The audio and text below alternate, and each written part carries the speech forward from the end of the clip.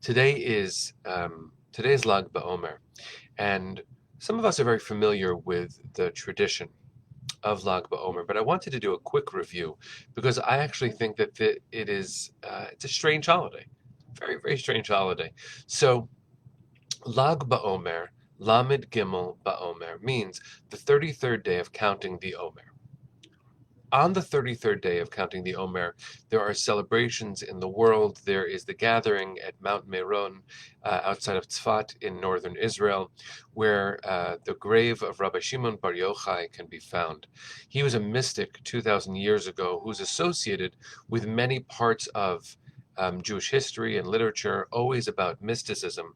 He is considered the leader of the Hilulah, the leader of the divine wedding. He and a chevraya, a group of friends, would travel through the Galilee. That story is told in the book The Zohar many years after he died, and how they would commune with God through meditation and mystic practice, really connect in a direct way with different spheres of divinity. And the Zohar purports to be a way of connecting to that deep spirit.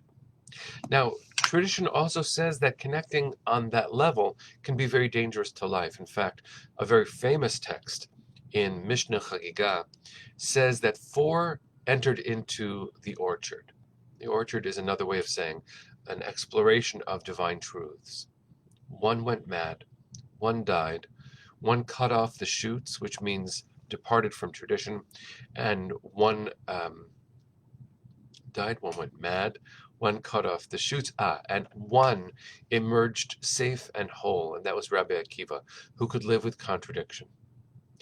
So, what I want to share about Lag BaOmer is that, in fact, the origin of Lag BaOmer is in the Talmud, and it says that from the first day of the Omer, which is the second day of Passover, we count the Omer, which means measures of barley, until the barley harvest on Shavuot.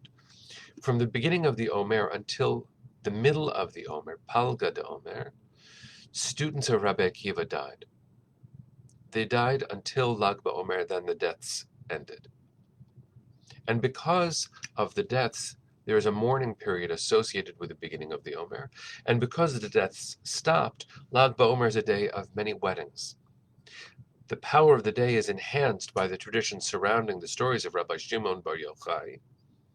And today, there are bonfires all over the world celebrating Lag BaOmer, but it is a complicated thing because we don't really know what the origins are, nor do we know what the deaths in the story were really about. Some scholars believe that since Rabbi Akiva believed that Bar Kokhba, who was a mystical military leader of the Zealots during the Roman occupation of ancient Israel, since Rabbi Akiva believed Bar Kokhba was the Messiah, the deaths could be understood as Jewish soldiers fighting for self-determination. And they lost. They lost. The Zealots lost. So part of what Lag BaOmer represents is the attempt to maintain Jewish self-determination. It didn't work, but we stopped dying. And that is not necessarily a reason for celebration, but it does sound like a whole lot of Jewish narratives and stories. I was speaking with a dear friend of mine, Alex Weinberg. Some of you might know him. He's a master educator in Cherry Hill, New Jersey. He was saying, how do we talk about this day with our children?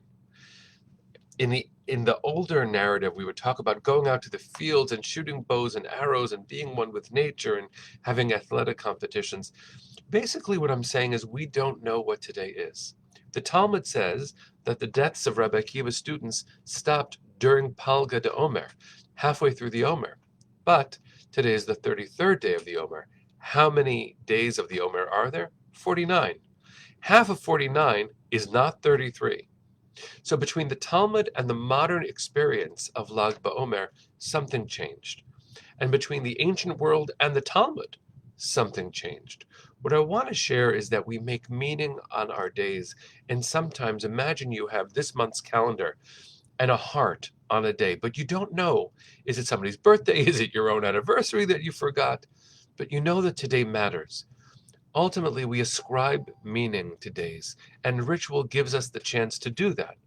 It anchors us in time, even if we can't be quite sure what the meaning originally was. Another way of saying all this, friends, is every day should be incredibly meaningful. Every day should find us out in the world, exploring life, and finding a way to connect with history, and trying to notice the beautiful sky in the air, and marking that day with a heart on your calendar. One day, generations from now, if anyone sees those calendars or looks at our digital archives of what we chose to share on any given day, they might have to interpret it. They might say, it looks like on Facebook there was a lot going wrong, but today was a good day in the life of my ancestor. How do we mark these days?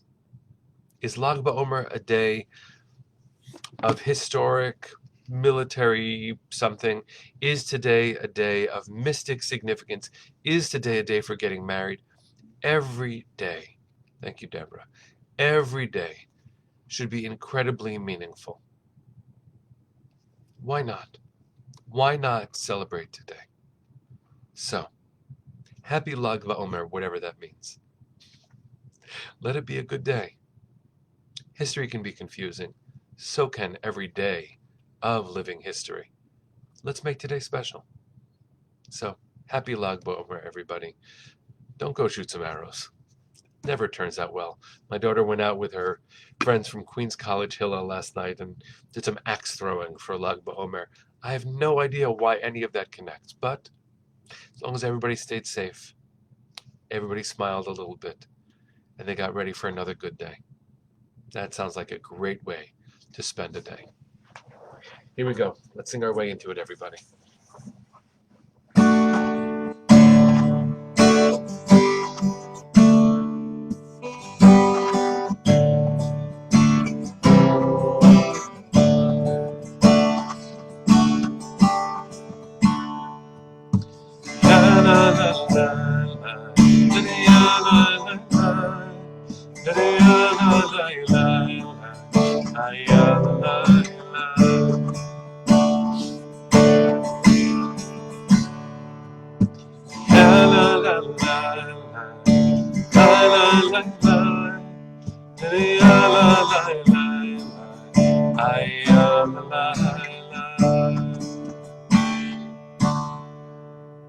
Bless you all, friends. See you tomorrow.